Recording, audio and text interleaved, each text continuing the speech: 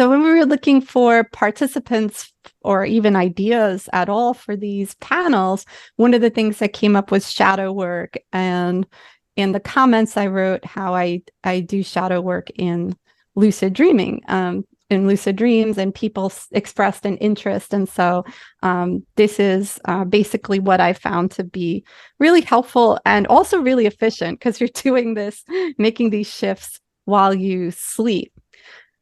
But I do have just some foundational stuff to go over. I know we posted in the Lightworker support group. I tried to share in other places as well. And so some of this, you might feel like you already know when I say like, the one truth is love, and there's nothing that could taint the light of love, etc. Like these kinds of things, and maybe you already know that, or maybe you believe that, or maybe you're in the middle, like, nah, I'm not sure what to believe, or maybe you wandered in here somehow or other, and you're just like, wow, that's just a bunch of horse crap, right?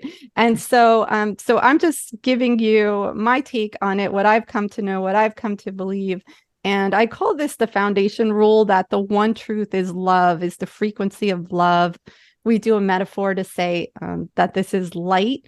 And as you see in the video, it's the ultimate field of conscious awareness of love, of the frequency of love as the foundation. And then as spirits, we could each be like these little lights. And so we are that. If you ever heard that saying, like, I am that, or just that foundational I amness, that's our truth. Like, that's what we are. And then in a body, we show up as who we are, as a particular human A or human B, depending on the lifetime that we're living.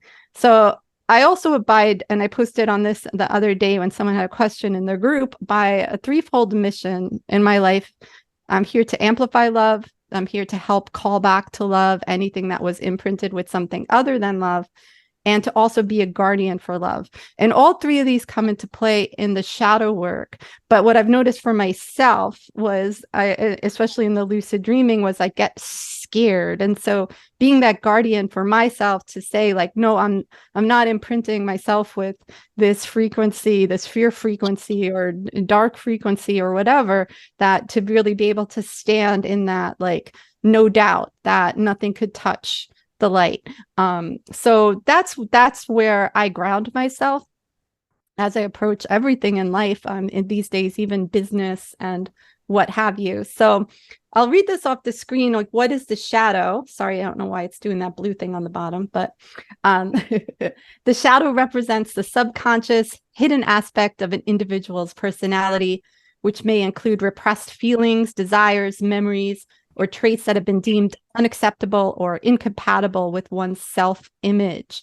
These aspects are often called the shadow because they are in the shadow of one's typical waking conscious awareness. And I purposely put that lowercase there because I just told you how even quantum physicists now say that the foundation of everything is conscious awareness, with capital C, capital A, and even our universe exists in conscious awareness. And so everything is based on this larger consciousness field.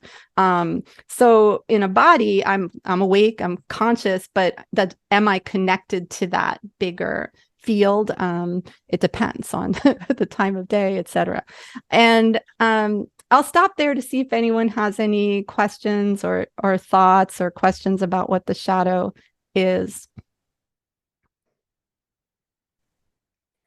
So the shadows are not bad. And these, again, are in the dark. They're pushed away down into like the basement or the cellar or behind bars, or exiled away, banished from our internal system. And I saw something on LinkedIn the other day, and it was kind of super interesting and a little heartbreaking as well. It was a man who posts about people in their older age and all these good stuff he's up to or whatever. And he talked about this woman, 68 years old, where she's finally enjoying her sexuality in life. And when she was younger, she had so much shame around her fantasies, right? And so these could be things that, again, is it part of the self-image that we're okay with, or what society tells us is okay? And so when she was younger, she had repressed so much of herself, and then when she was married, she was there to please her husband. That's the way she was thinking. And so now 68 years old, and she's having the the time of her life when it comes to sexuality. It's really cool. It's in one way heartbreaking, in another way really inspiring. So again, these shadows are not bad. They're like shoved down, shoved away from our system. And so that's why with the frequency, it's not the love frequency down here, but it's not necessarily a bad frequency, right? It's just, it has an imprint of something else, like shame, could be fear, could be guilt, it could be all kinds of things. I also have a diagram to show everything I've been rattling on about with the foundation of everything as conscious awareness. This is, we call it a post-materialistic view. You might call it a quantum physics view, other ways we call it, that the form comes from the formless, almost like popcorn popping out. And so this is in stark contrast to the old school materialistic or physicalist view that just shot too quickly across the screen there, that said matter is at the foundation of everything. And from physics comes, chemistry, and from that comes biochemistry, and then biology, and then one reason or another, now we have consciousness. But then this model cannot explain the work of mediums, the work of psychics, the work of the research involving thousands and thousands and thousands of children that they couldn't ignore on past live memories. And so we reject, or I reject this, and a lot of people who are light workers say, like, no, this is not where it's at. And if you think of, as we were ingrained with this, like physics and matter, if we took all the empty space out of all the atoms in the earth, so we take the earth, all the living creatures on it, and if we could like take away all the empty space, guess how big everything would shrink down to? You could put that in the chat.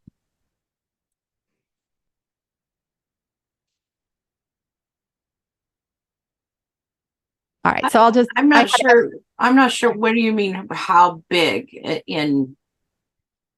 So when you picture an atom, most of the atom is, quote, empty space and not something physical.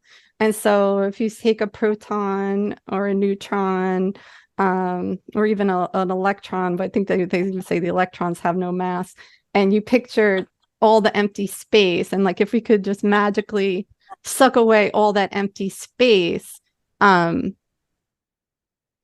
well, this is true. Kathy says that's why I said it in quotes. So I don't know if you saw the chat.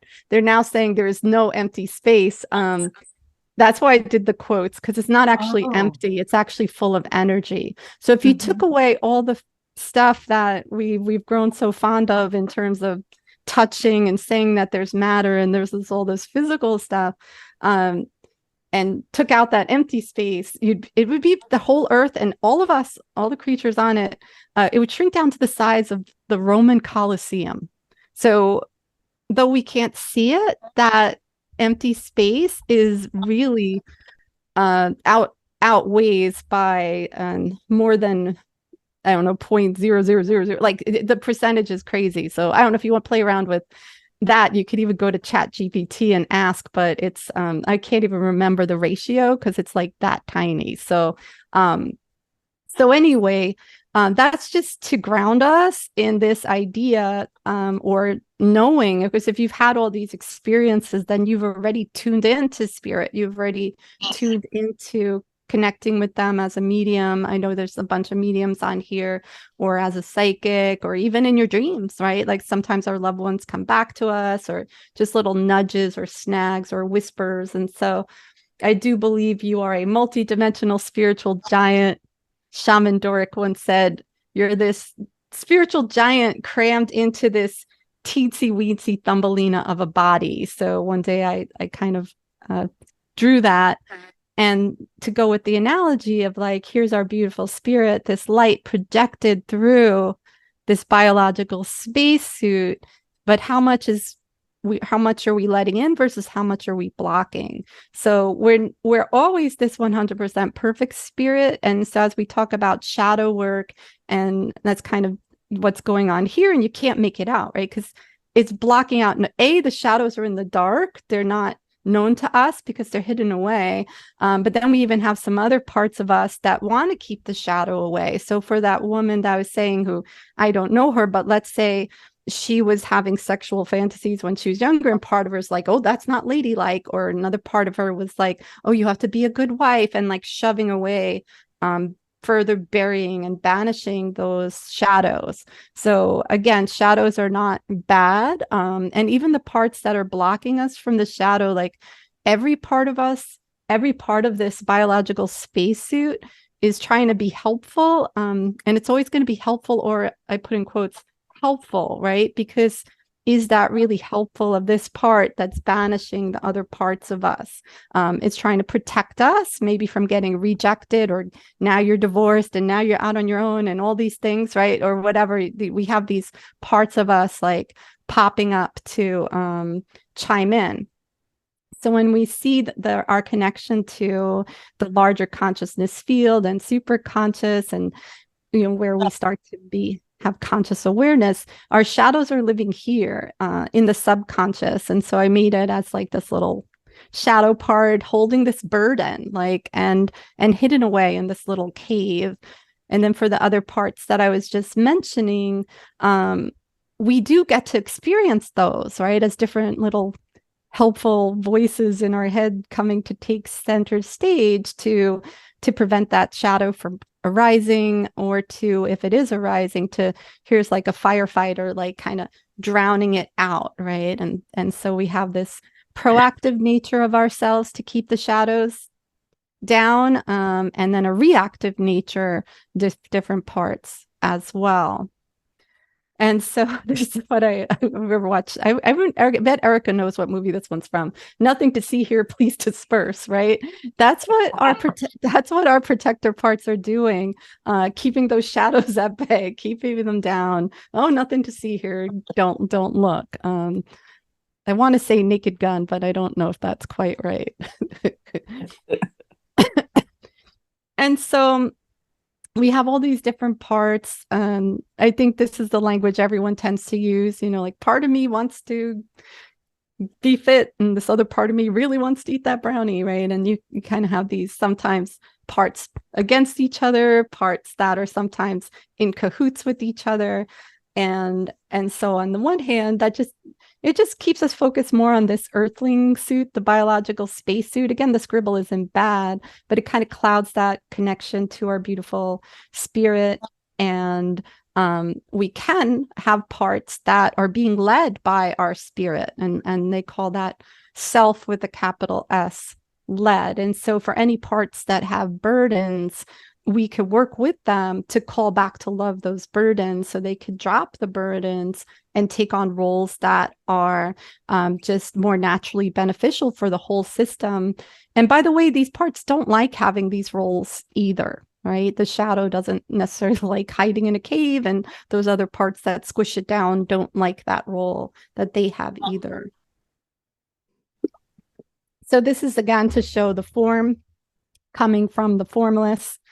There's even videos on YouTube of like the little energies kind of hitting together and becoming like subatomic particles, like the Higgs field and all this stuff, like you can look at, but I get silly. I make it like popcorn, like the form coming from the formless, popping up like popcorn, which means sometimes things bang into each other and things take on an imprint of something other than love. And that's what we're dealing with a lot with our shadow parts, are the wounds they carry, the shame they carry, the burdens they carry. And so it is, and somewhere I have it, it's like literally a coin. And if I'm happy to mail you one if you give me your address, because I have a ton of these, where I don't know if you could see because I can't see myself, where we're like flipping the coin, where we're calling back to love anything that's become imprinted with something other than love. So this is what the coin has on both sides. And so if you want one, you could send me your address after this. And here it is too. This works for lucid dreaming and shadow work combined, like I'm talking about today. But it works with anything, even if there's an entity that a lot of times when people die, they're confused. They don't know they're dead, or they have guilt or fears or all this kind of stuff. And this is meant to show too that the light, even if that looks really scary to us, any amount of darkness can't touch the light. I also put music notes on here because there was something that really, really helped me with my lucid dreaming. It was Shaman Doric in one of his trainings. He just started singing one time, "When there's fright, send it to the light. And it made me laugh so hard. And I thought, wow, this is going to be great for when I lucid dream, because at that time I was getting scared of all these things. And if you stay in love and if you trust what Charlie Morley, who's a lucid dreaming expert, calls your dreamer, that you are able to stay in love, right? And just face anything.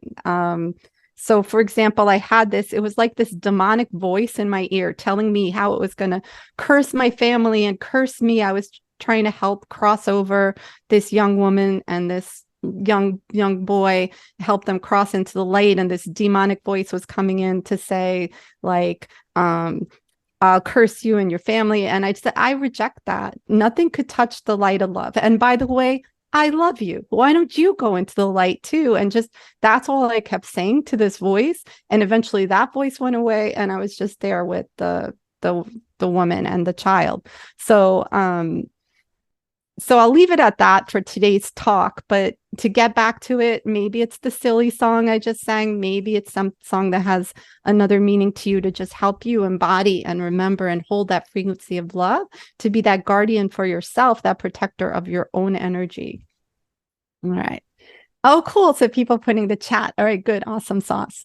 Linda's here too. Yes. Got here. That's okay. That's okay. Yeah. Thank you so much. Yeah. So we did connect, and we have very complementary approaches to what we're talking about. So I'm so excited. And then we have a combined meditation that we'll do as well.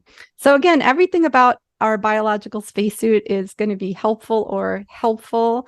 And when we look at what's going on with what we're born with, today we're focusing on, I love Dr. Wayne Dyer calls it, ego is earth guide only, right? So we're born with that. Actually, it's really more than one. I say it's like all these parts that are there to help us and help us stay alive. And they're doing their best. So it's always a helpful intent. Is it a helpful impact in our lives? Sometimes not so much. And sometimes we're born with parts that already have roles that maybe are more helpful than truly helpful. We're hearing more and more about epigenetics, if you like science, where things that are passed down, fears, et cetera, and traumas passed down genetically to the generations. But for the most part, we're born with parts that have they're truly resourceful, truly helpful qualities. If you've ever taken a personality style test, then like, oh, this is my personality style, right? And so we're kind of born with a lot of it, but our life experience also shapes it. And so here you could see that a lot of these parts took on burdens. So perhaps a bunch of these became shadow parts as well. So again, the shadow definition that we're working with today, and then using an IFS model for shadow work. IFS stands for internal family systems. And so we all have this. Give me a yes if you've ever noticed that you have like a cast of characters in your head, like different parts, or if you've ever said, part of me wants to do this, part of me wants to do that. Or even I think about talking to someone who's like, deciding to stay with someone or not stay with someone. And it's so hard sometimes. I remember like deciding to break up with people, etc., because there's these different inner conflicts, right? Different parts. So in the 1980s, in the field of psychology or psychotherapy, this internal family systems model came about for that exact reason. Clients and patients were talking about part of me this, part of me that. So the original shadow term, as far as I know, came from Carl Jung. And so this is, and that was probably way, way back in the early 1900s. So this IFS is now evidence-backed, and it's so popular that you can't even get trained in it. Really, there's a lottery. I was on a wait list for 3 years. I've kind of given up on getting certified in it. But part of the reason why I don't want to get certified in it, or I won't pursue the lottery, etc., is because I use it in terms of self with the lowercase s. So I use it in terms of personal development, coaching, consulting, corporate work, etc., versus in counseling. So I will tell you that I am not a therapist and I am not IFS certified. I did take a 12-hour PESI program. There's also an exciting program. It's a 30-hour free IFS immersion. So I could give you the link to that. You get to watch, you have a month access. So even if you download PDFs or what have you, if you're interested in this, you could get access to that.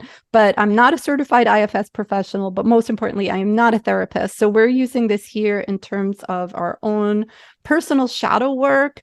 I am not a substitute for a therapist, etc. So to be clear on that, I'm staying within my scope of practice. And so we do have these different parts. The parts that we call shadows are what are called exiles in IFS. So literally banished, literally exiled. So if you were a child and you had this really a bad childhood wound or pain or trauma, and part of you gets tucked away, locked away. So it's a double insult to the shadow, because not only is it holding the wound, all the other parts are like, yeah, stay away, stay away. So we want to have that compassion. And so hopefully you're starting to sense that you have a lot of compassion for all the parts, but also those shadows. Sometimes people are scared by the word shadow, like it's bad. Not at all, not at all, not at all. So some of the parts that try to keep that shadow at bay will be proactively doing so. We call those managers, like, oh, if I do this and if I do that, and then I'll be perfect and people will like me and no one will reject me and blah, blah, blah, blah, blah, or whatever. And then you have also the reactive protectors that if that exile's trying to escape, if the shadow's coming up, it'll try to firefight it down. So here's some images I found online that speak to this and relate to how we all talk in parts, whether it was this show from way back, I want to say in the 80s with Herman's Head, to the kids movie. One of the people who's really big in internal family systems actually was the main consultant on this movie, Dr. Frank Anderson. Here was a book. I love this. She called it the green and red egos. So that goes in line with that mnemonic I like from Dr. Wayne Dyer with the Earth Guide only. So it's not just one ego, it's a whole bunch. Or parts, and then part of me, I wanted to part of me. And this one's funny too. I have so many things to do. And so the manager part is like, we have to do all these things. And the other part is like, wow, that's so stressful. Why don't we go have a nice glass of wine? Or in this case, take a quiz to see what kind of cheese I am. So we see this, but we have to remember there's no bad parts. This was something I made when I was playing around with the Earth Guide only. And there's a book literally called No Bad Parts. So Dr. Richard Schwartz is the founder of IFS. He's the one who started noticing all that and putting it together back in the 1980s. I put into AI art. I thought it came out kind of hilarious. You can imagine this part, let's go on an adventure. And this part, no, we'll get hurt, right? And so, there's lots of free videos on IFS, free web posts. It's been around since the 80s. So it's so easy. If you're into ChatGPT, even if you ask it, answer me from an IFS model, here's what's going on with me, what might be my exile or my shadow. It's incredible how good it does.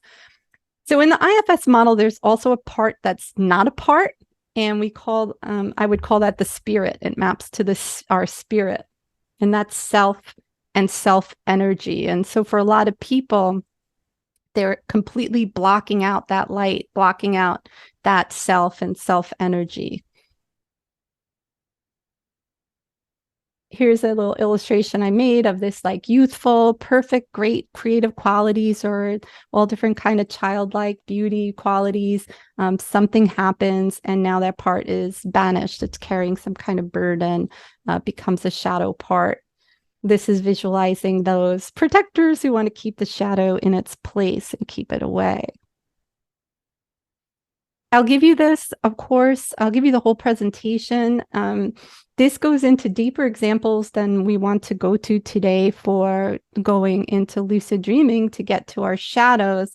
But as you could probably guess, the shadows are so hidden, we're really not going to find those. Maybe our dreams will give us hints to it, but in our day-to-day, as we're becoming self-aware of the parts, we're not going to see the shadow. What we are going to see pop up are these parts, so it could be an inner critic, a people pleaser, a caretaker. It could be, someone, a part of us that's telling us to binge on something, or et cetera, et cetera, et cetera. Again, this is a comprehensive model. I'm not qualified to help people who have suicidal ideations, et cetera, et cetera. So my suggestion there would be to know that there are IFS professionals who are therapists, psychotherapists, doctors, et cetera. So this is just meant to be an example what that part looks like in our body as it pops up. And it's not just a voice in our heads, but it's feelings and sensations. So I'm excited. Linda will be talking about the energies and chakras and stuff. So you could really feel where all these parts are at. And I believe she'll also talk about feeling into the shadow from the energetic point as well. But we know we have a lot of self energy in our system. A lot of you who connect to sitting in the power and do connecting and grounding to get into your practices as mediums and psychics and light workers in general, you are connecting to what IFS would call self energy, and then not only within yourself, but like beyond your own spirit, connecting to that larger field. So these are good qualities to know and check in. Am I showing up with self energy? I've always said that IFS would save the world. And this is a lovely quote that, if more and more people are showing up, and you could translate that, more and more showing up with their spirit shining through. I brought some toys, right? Like if I'm completely connected, I might be like this, and not too much mind stuff or body stuff going on. But just in the day to day, if I'm connected, it's some of the suit stuff, some of the stuff that I have to focus on my earth spacesuit, but also guided by my spirit, right? Or people, who are just kind of completely blocked out. So the light is always there. It's like, are we blocking it out? How much is coming through? And this is a very practical way to, even in corporate, I don't know if people have day jobs or whatever, to really get people connected to their self, right? And really let their spirit shine through. This is a change I noticed in myself. I used to listen to Dr. Wayne Dyer a lot, and he said something: when you have the choice, and you always do, to be kind or to be right, to choose kind. So one part of me was charged with, you have to be kind. Dr. Wayne said be kind. And so part of me, I'm from New York, you'd kind of get pissed off and call people idiots all the time. And so my parts were chiming in, but that's still adding a lot of extra effort in the system.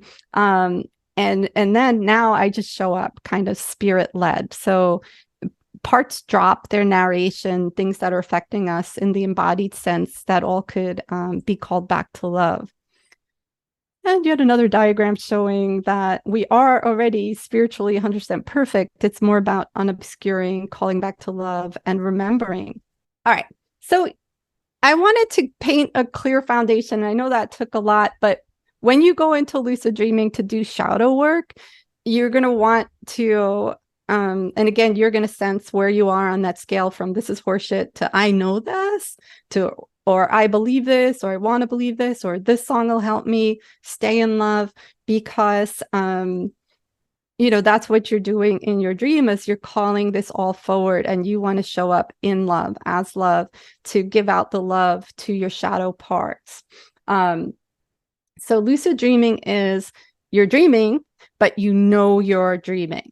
And how many people have had this happen, even not on purpose, where you're like, oh, wow, I'm dreaming right now?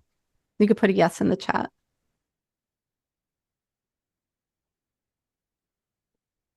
I wish I could. Oh, interesting. Have you had spirits visit you in your dream? Not really. No, they visit me when I'm awake. Interesting. Okay, cool. Yeah. Yeah. Yeah. So I'll give you my favorite trick for lucid dreaming today. There's tons of other ways to induce lucid dreams. This one seemed to be, when I did some research a while back, the one that won out as the best way to, get the highest percent of people into lucid dreams. Just let me know if you want to know more, because I'll give you one technique today. And there's, as always, like tons of free stuff on YouTube, etc. But you could always tag me too, and I could even point you in the direction of other things. So here's the process. Again, I'll give you the slide deck. But before you sleep, you're doing some stuff, right? Cool. Loving to learn lucid dreaming. And we could even do another talk on someone. I could get a panelist who like that's their specialty, right? So let's do that. I know we'll post it in our group, of course, to see if there are people who that's, what they love to share with the world as their thing, right? And I'm also in an astral academy, and a lot of people, that's for astral projection, a lot of people who are in the astral academy are jumping out of body via lucid dreams. So there's a bunch of people in there who could potentially do that as well. Yeah, so let's do that. So know that that's coming. So the first thing is you're going to, Erica says, I'll see if I can look up what class it was. She did an awesome $10 class on Udemy on lucid dreaming. Yes, Erica, please do. We're going to put together all the resources from today. So from myself and from Linda. And if you have resources as well, we'll add that to the list. And then we'll certainly do a follow-up on specifically lucid dreaming. So a lot of people already answered when I asked if you see the parts within yourself. Everyone got some big yeses and absolutelys and all these big responses. So paying attention to that is going to help you. I could just say find a target, because maybe you're not going to want to target your shadow. Maybe you're going to want to target one of your protector parts, or maybe I want to target my binge eater part or my inner child or something like this. I was watching Station 19 of all shows, and one of the characters says hysterical historical, and she keeps saying hysterical historical. So like when she notices her triggers and she's like emotionally charged more so than it would be called for in that situation, right? Then she knows that there's something based on her experience that's, encoded in her biological spacesuit. And then I was thinking warnings and wounds, right? Like, so those things that come up or different things that are coming up, going off for you might be significant of wounds, and thus pointing you in the direction of your shadow. And again, this is always done in the helpful sense. The encodings that we get in our brain, or the parts that take on burdens, they're at the time, it's truly helpful to the system to keep us alive, but they don't drop those roles. And so then that's where it becomes helpful in quotes, right? Like, so if at the time me being a people pleaser as a young person prevented my mom from whacking me in the face and throwing my head against the wall, then that truly was helpful, being quiet, etc., right? But if that part's still telling me to do that today, well, that's what I'd put as helpful. It's like, no, I grew up. I could actually take my mom on now, right? And so you want to have these conversations. And I've actually done the lucid dream where I called forth my inner child, and I will talk to you about that one. Keeping a dream journal. This might also give you ideas of the shadow. Remember, the shadow lives in the subconscious, and when we're dreaming, that's where we mostly are anyway. So you might get a clue of the shadow part that you'd like to work with. The fourth thing here is craft and document your sankalpa. This is or they say sankalpa.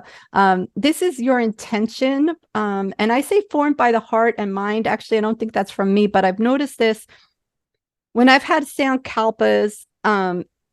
And it's like, here's my intention to meet my inner child, right? And so I could have, even in my dream journal, say, I want to meet my inner child and find out and hug my inner child and let them know I'm all grown up and everything's cool and blah, blah, blah, or whatever, right? And so it could be a long thing you journal on, but you're going to come up with a short way of making it happen when you realize that you're dreaming. So inner child now, right? It's just like sankalpa, inner child now. And when I first said it, nothing happened. But when I said it with like a soulful, or, down to my core spirit, chorus of core essences, and said, inner child now, like with like this willful but aligned. So I like that this says of heart and mind. It's really heart, mind, and spirit to like call this forth. When I've had wimpy, like, oh, I'm starting lucid dreaming and I'm just gonna go to New York because that's easy and I don't want to face my shadow. Well, it didn't work. And I asked Charlie Morley, who is one of the experts on lucid dreaming, and he said, Jessica, your subconscious, or I don't know if he said your dreamer or your subconscious, is a trickster. It knows you're only saying you want to go to New York because you're avoiding doing that other thing, right?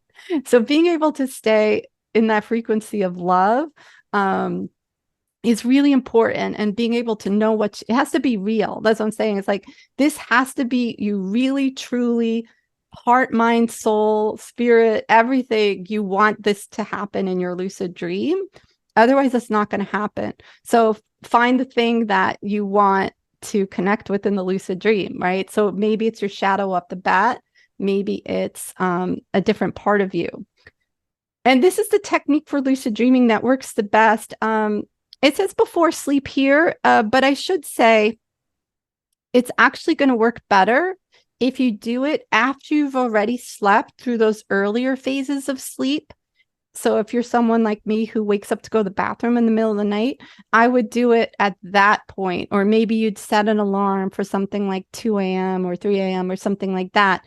And then do this, where you just keep, as you're lying there to fall asleep, saying, tonight when I'm dreaming, I know that I'm dreaming. Tonight when I'm dreaming, I know that I'm dreaming. And so you keep saying that over and over and over again. And that, I'm sorry, I couldn't find the article, but it did say that that was the best, like percentage-wise, technique that worked for people when they, studied which technique works best. So that was a lot. So I'll stop to see if there are questions. Well, I had my hand up a couple of times because a couple of questions came up. That's okay. No, don't be sorry. I wanted you to finish here, but I kind of forgot a couple of things. One is, okay, we talked about emotional triggers. So say I texted my mom and I said, here's some information about XYZ. And she texts me back, well, that's not, she comes back with something nasty. Okay. When my intention was to tell her something good. Yeah. But she comes back with something nasty. Okay. Now I know, because of my own healing process, I understand that I'm triggered by that because that's just who she is. You know what I mean? I understand that. But when you're in the midst of it, when you're still in, because there's different phases of recovery from trauma or PTSD. Right. What would you say to somebody who was still having that trigger and they know that they're being triggered by what their conditioning is, by the way they were raised by a narcissistic mother? Yeah. What do you say to that person when, okay, now I'm going to be in a flurry for 2 weeks. See, now I'm in a flurry for about 5 minutes and I'm like, whatever, that's just mom. Yeah. Yeah. Right. I would say those encodings could get uninstalled. So like even with the parts, the big thing is that like if parts have burdens, they could drop those burdens. If you have traumatic encodings in your brain, those could get uninstalled. So what happens when you are experiencing a big threat or a trauma or even something novel? So it goes both ways. It's those big moments in life.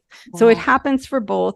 But what happens is we get these really fast gamma waves sweeping through the brain, and the amygdala is like, this is so threatening. We better remember everything about it. So it encodes not only the story of what happened, but it encodes what did it smell like? What did it look like? What color shirt? What color hair? And even things that aren't dangerous of themselves, like it was a cloudy sky or were you in an office? And so it's trying to remember everything it can to give you that signal next time anything similar happens, it's going to go off, right? And so It's a very rapid reaction in the amygdala, in the actual neurons in the cell membrane, where these little receptors pop up called AMPA receptors, and they get super glued in place for all those different senses. The stuff for the episodic memory is more in your hippocampus.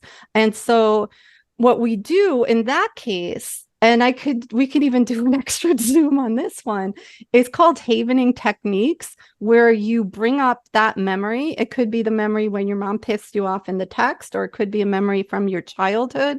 And we activate it just quick enough to get those receptors jazzed up. Because when those encodings get put in place, and I say super glued, it's meant to stay there indefinitely because it wants to help. Again, it's helpful. It wants you to stay alive. Anything like this happens again. And so by purposefully activating it real quick, and then we do these touch with havening that get delta waves going. So if you ever heard of the soothing touch, healing touch, all this, so they did studies, or even the tapping, right? Exactly. That's tapping. Havening came out because they wanted to see, why does tapping work? Why does EMDR work? Why does acupressure work? Why does acupuncture work? And then they said, and they never tried to make something new. It was Dr. Ron Rudin. He's an MD, and his brother, who's an MD too, but a dentist. They wanted to study this, and they realized it was delta waves. So as you do the tapping, you get these delta waves going too. And then they said, well, where do we get the most delta waves? And so they found face. And so you could actually set off a whole new cascade where those receptors get uninstalled, or if you like the technical word, endocytosis, were literally eaten up by the cell membrane. So for God, any, amazing. You're awesome. Yeah. And I need to make an appointment with you. Okay. I would love to we should do another Zoom on it too, because the funny thing was, while I was getting certified in havening, people were getting visits from deceased loved ones. And I'm like, what's up with that? I asked other practitioners, and they're like, yeah, that happens to us too. And then I was trying to do, and anyone who wants to try it one-on-one, I think I have over 85% success rate of doing the havening with imagination and connecting to people across the veil. So yes, add that to your list, please. Yeah, we'll definitely add that. Thank you. Going extra. Mary has a question now. But I also do want to say, Mary, I want to take your question. I did want to say, I love that Erica said, remember, it's okay to lucid dream for fun too. Like, if you truly, I was trying to do something fun as a scapegoat, right? But if you want to fly and you're like, hey, I'd love to lucid dream so I could fly or do this or that, that's what I'm saying. It has to be aligned, but fun is a perfect sankalpa, right? If that's what's aligned for you, then go for it. Good. So Mary? Yeah, hi. There was two things. I was going to suggest, I mean, I'm not a practitioner or an expert, but the things that you just brought up as part of the reason why I raised my hand. Oh, cool. The tapping in particular. Part of what tapping does is it breaks the cycle of it breaks the response. You're basically reliving the trauma in your system, to put it, I can't get into the science of it because I'm not a researcher. I've been tapping for myself for 6 years and have worked on and off with practitioner, and I was fortunate enough to get into one clinical study. Oh, neat. Yeah, it was a really good experience. It was all on Zoom, 6 weeks, and we broke out and worked one-on-one with a practitioner for the subject. Oh, nice. Yeah, it was really great. And I'm certainly not far enough along in my own healing for all the considerable stuff that I've been through, but it's definitely something like Christy might want to look at. The EMDR I know less about, because you really have to go through a therapist to do it. And if you can't find one that's covered by your insurance, it's very expensive. But they're all the same principle. Right.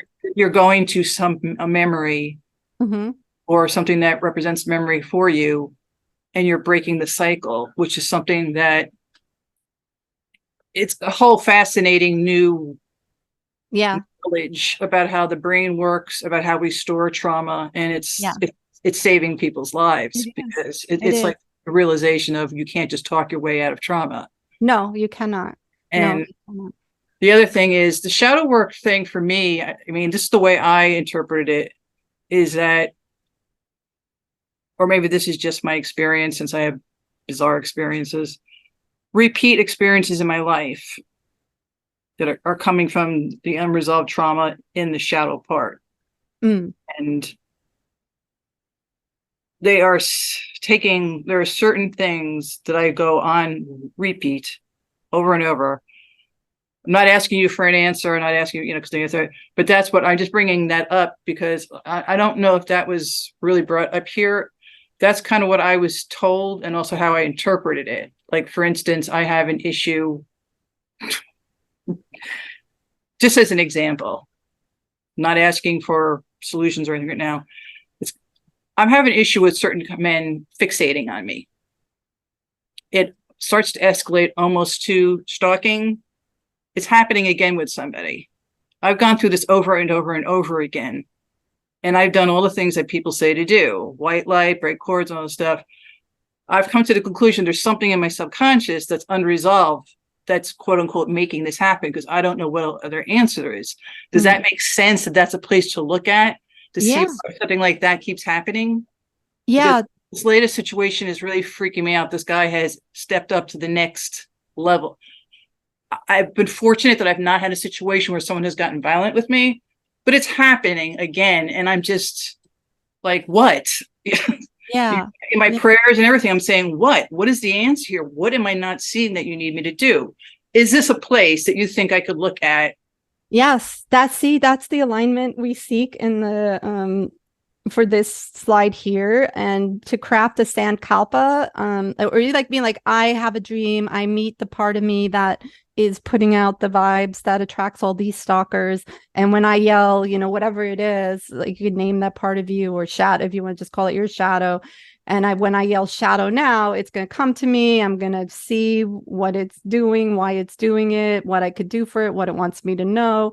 But the ultimate thing is, no surprise, is that when you get that part and you have your lucid dream and you yell out your sankalpa with that willful intention behind it, that they're just going to hug it. Even if you say nothing to it and have no conversation with it, even if you just hug it, and any other monster looking or demon looking thing that pops up too, you just hug it all, even if it's like hurts, if it's hurting you.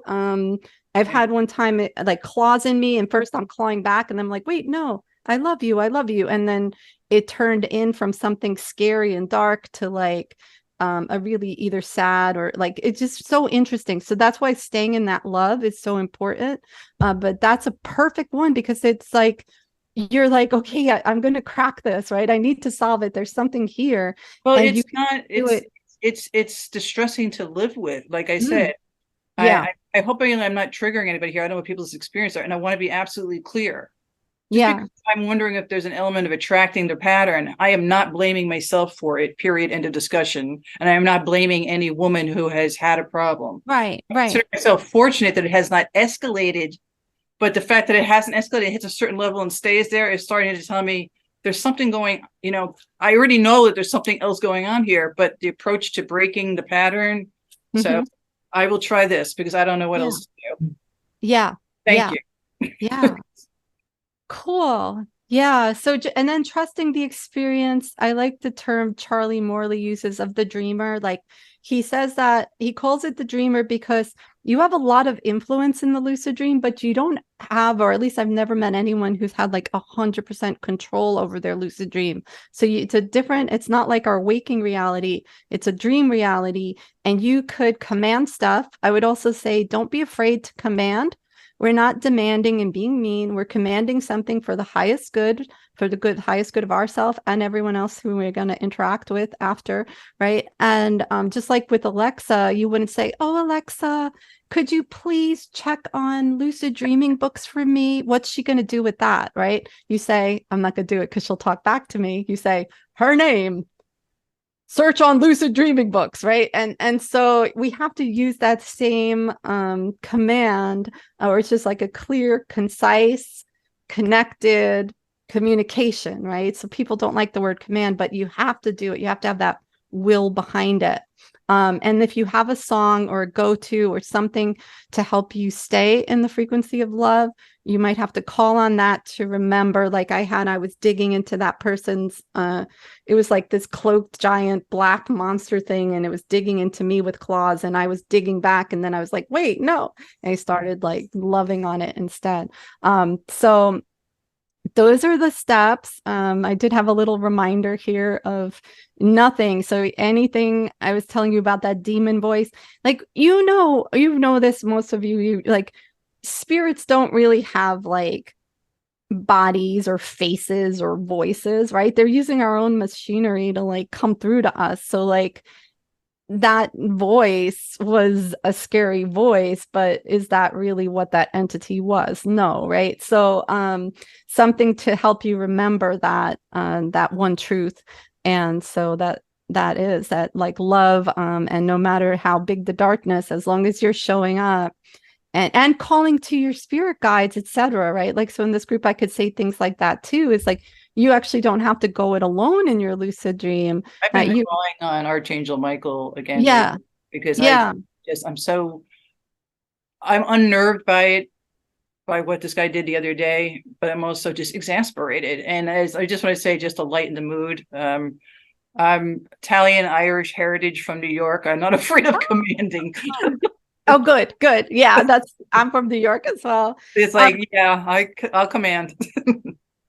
So I actually want to end myself there. And I know we started late. It was like almost I actually have to go. I just wanted to say thank you for taking the time. No, I'm so glad you brought that up. And thank you. I think we'll have time for more questions at the end. But for anyone who was, we have the time block officially for another 15 minutes. So I want to let Linda do her presentation. And I'm happy to stick around extra, and we are recording, but I don't want to let it go too long beyond the slots that we needed. Hi everyone. Thanks for tuning in. I wanted to just give my perspective on what I've done and what I understand about shadow work. And we'll go through it. I was going to go through, well, what is shadow, but I think we all know what our shadows are. And a lot of us, especially people like us who are empaths or psychics or highly sensitive people, have developed our intuitive abilities through probably a lot of times, a lot of cases, through childhood trauma, because there's a piece of our inner child there that was deeply affected when we were a child. And of course, if we don't have the right kind of support from a parent or a loving family, we tend to not know how to deal with this because we're children. So it gets stuck in our bodies. So when a trigger comes along, and it might not even be anything really terrible, but it's just something that activates that hurt part in our body, and then it escalates into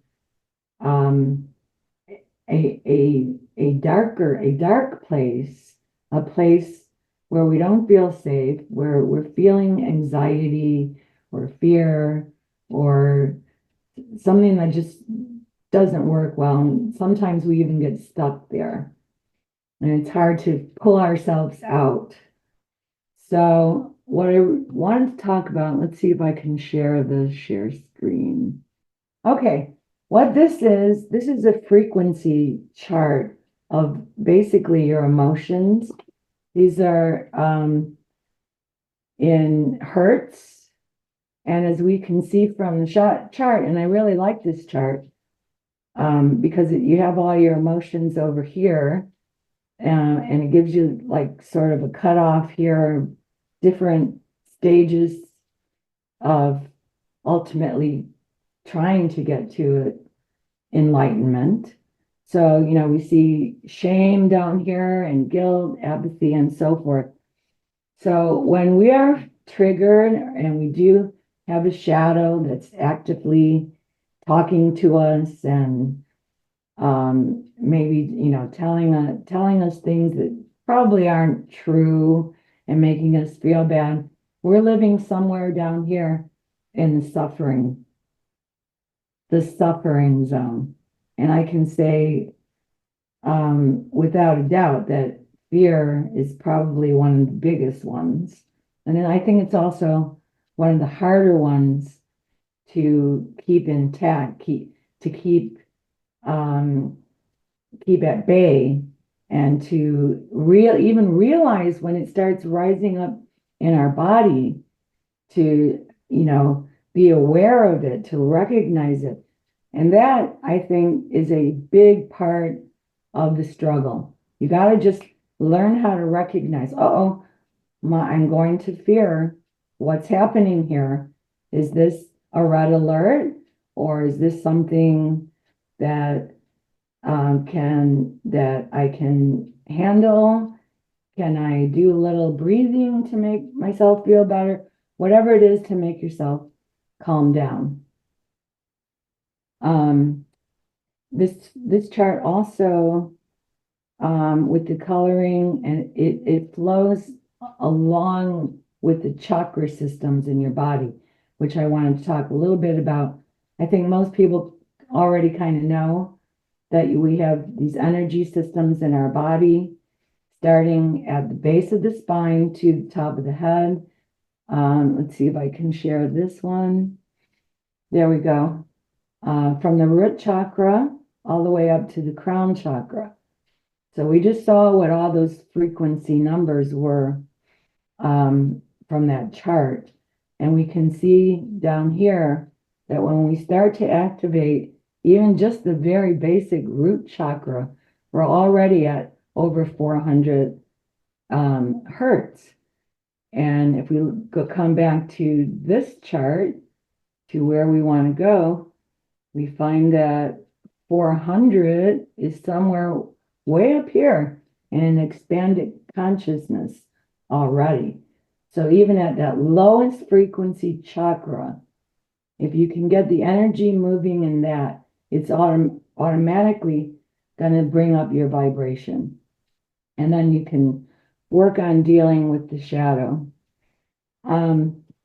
So some of the techniques that I use personally to deal with my shadows, and I'm going to share my favorite one because it was so simple and so effective.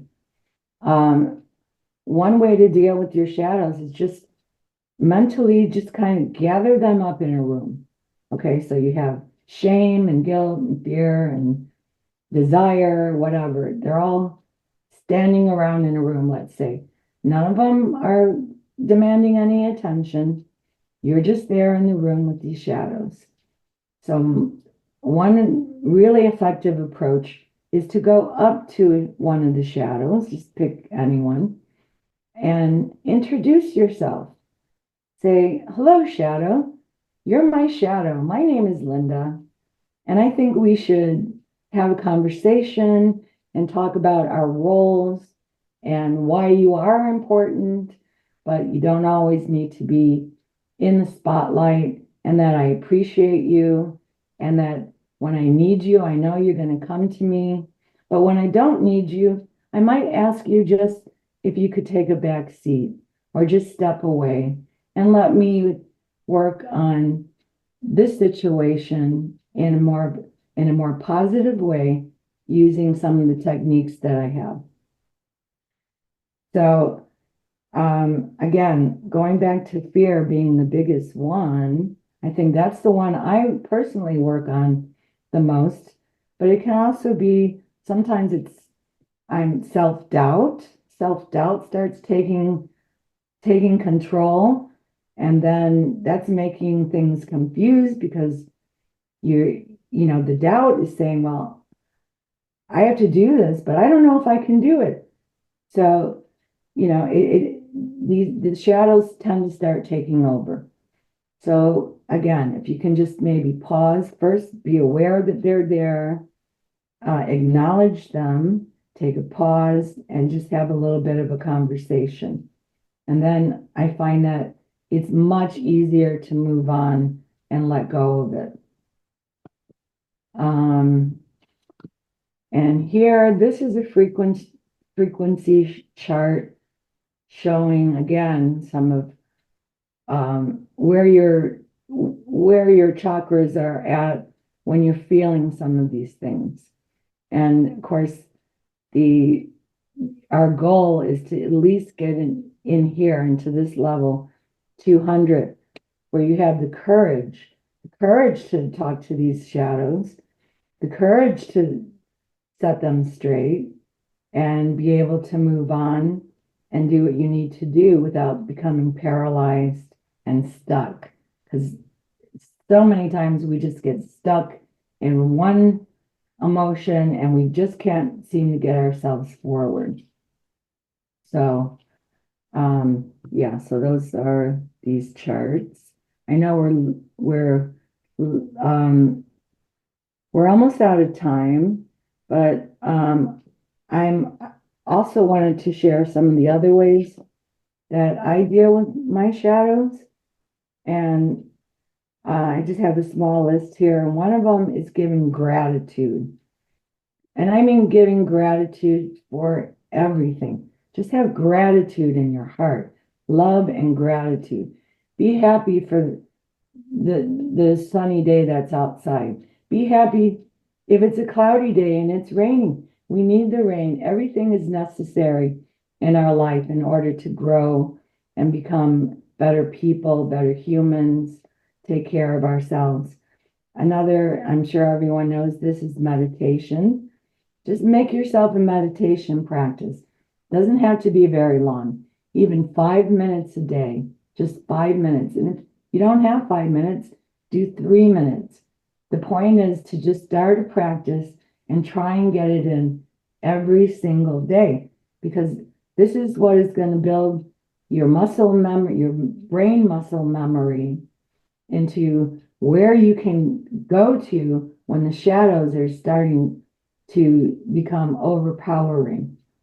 Another good thing, of course, is breathing techniques, taking long, deep breaths, using your diaphragm, bring it out, not the shoulders, because we carry so much tension already in our shoulders. And if we're breathing up here, this is very shallow. We want to really get it down into our diaphragm, expand our belly, and then as we're breathing in all this expansion, then we breathe it back out slowly and really try and contract your stomach and your belly button. Try and pull it back to your spine so you let all of it out, and then just keep cycling this until you feel like everything's starting to settle down and calm down.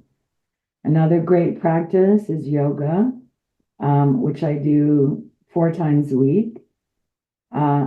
Another thing that I found very useful is Qigong or Tai Chi. I'm going to give you some resources. That'd be my next slide here.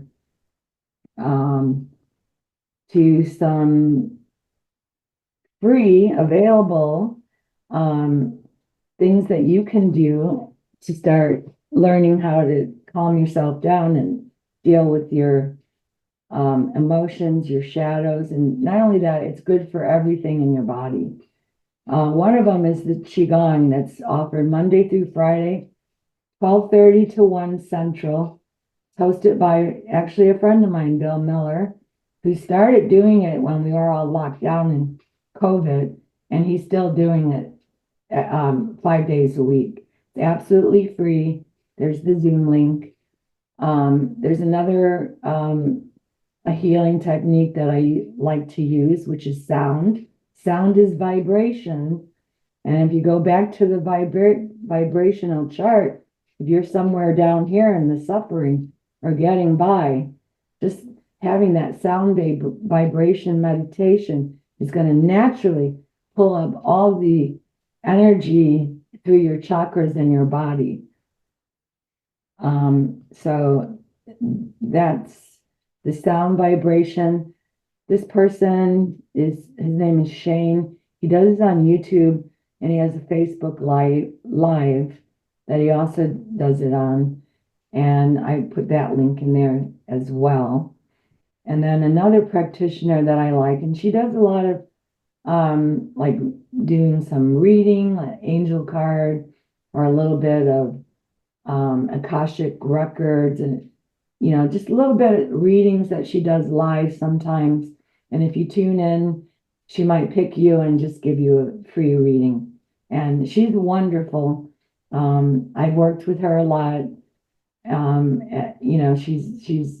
She's very, very experienced, and she just does a really great job in everything that she does.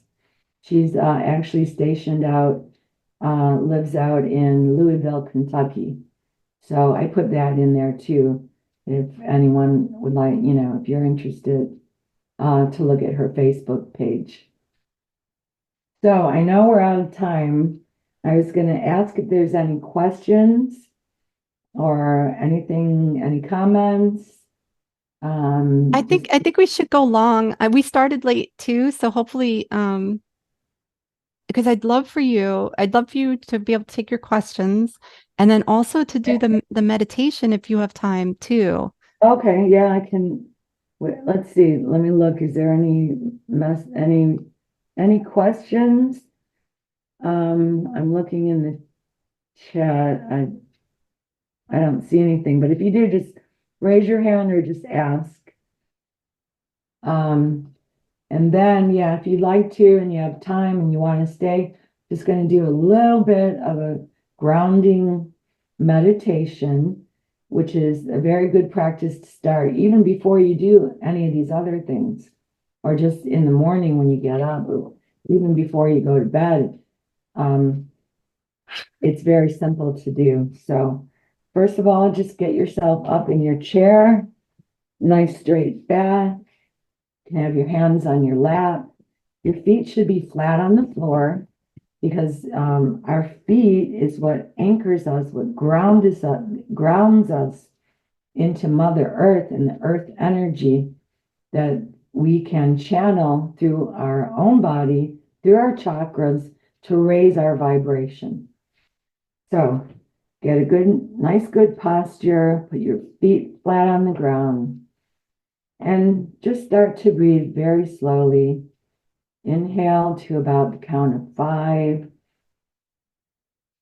Hold for just a moment, then exhale all of it through your mouth or through your nose. But the most important part here is to use your belly. So breathe in again to the count of 5 or more. Breathe out to the count of 5 or more. Start building a rhythm with your breathing, expanding the belly as we take a deep breath to inhale, and then collapsing as we exhale. Now imagine that you have roots that are growing out of your body. They're growing right into the earth. They're spreading. These roots are growing, expanding, going deep, deep into Mother Earth, bringing all that nice, beautiful earth energy up into our body, through our feet, through our chakras, up, all the way up into our crown chakra.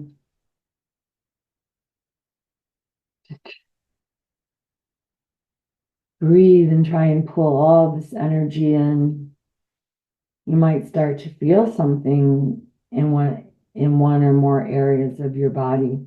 And if you do, that is the energy moving through your chakra system. You might start to feel a sensation in the root chakra, which is the bottom, very bottom of your spine, up through the sacral, which is about in your belly, to the solar plexus, which is just about where your diaphragm is. Just keep breathing it up. Breathe it up through the heart chakra. The heart chakra also likes to expand outward. So you might feel a little bit of energy moving like parallel to the ground out through your heart chakra. And just keep bringing it up and bringing it up and breathing, using your belly into your throat chakra. A lot of people get stuck and in their throat chakra, I would say solar plexus, heart, and throat. And when something that happens when you have a block in your throat chakra is that you're not able to express yourself. So trying to keep nice, clear energy flowing through your body is eventually going to open everything up and make it much easier to breathe, much easier to speak, much easier to feel, and be in touch with what your emotions are and keeping them at a higher level, learning how to accept some drawbacks, things that might trigger you, that make you angry. Instead of letting yourself get too angry and go to red and lower your vibration, just think of it as, I don't want to give up my energy to this because it's not worth it to me. This is just going to make me feel bad and do nothing else for the situation. So just breathe it in from Mother Earth. Try and pull it up into your body. And the Qigong will help this very much as well, because you actually will be doing some movements that pull this energy up into your body and let go of anything that's not serving you and call in the energy that is serving you and that is good for you. Let's end with a few more breaths. We can just clear it out, breathe it in, and let it go. Again.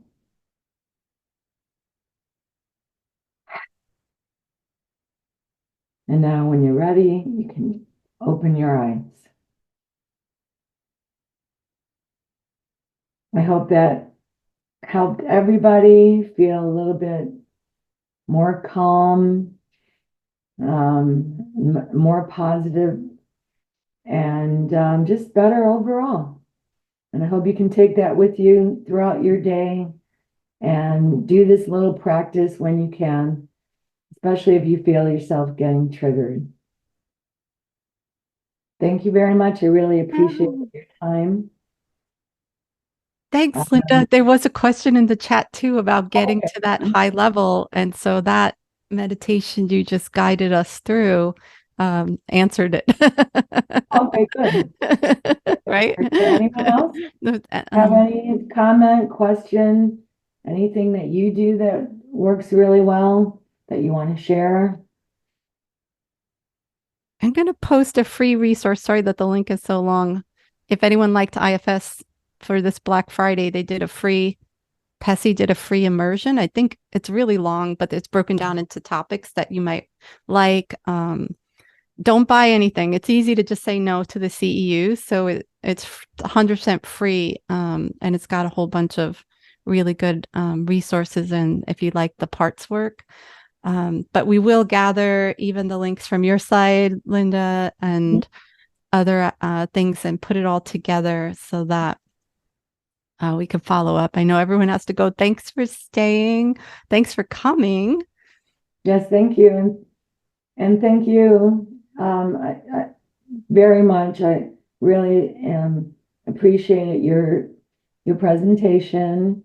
And I'm really, I'm going to try what you recommended, because I have tried for lucid dreaming, but I haven't been successful yet. Okay. I also know that it takes practice, like anything else. The more you practice, the better you'll become. Yeah, and I watched this movie Waking Life. I think you could either rent it on Amazon, and every time I watch it, I have a lucid dream. so there's other things you could do, but that incubation is the top trick. But yeah, thank you so much. Thank you, everybody. We'll be sure to. I'm gonna stop the recording. If I can figure out where to do that. But if you could stay on for a second, Linda, or actually, can I just call you after this? Yes, that's okay. Cool. All right. Great. Thank you again. I'll just say goodbye and leave, and then that'll stop the recording. All right. Bye, everyone. Bye.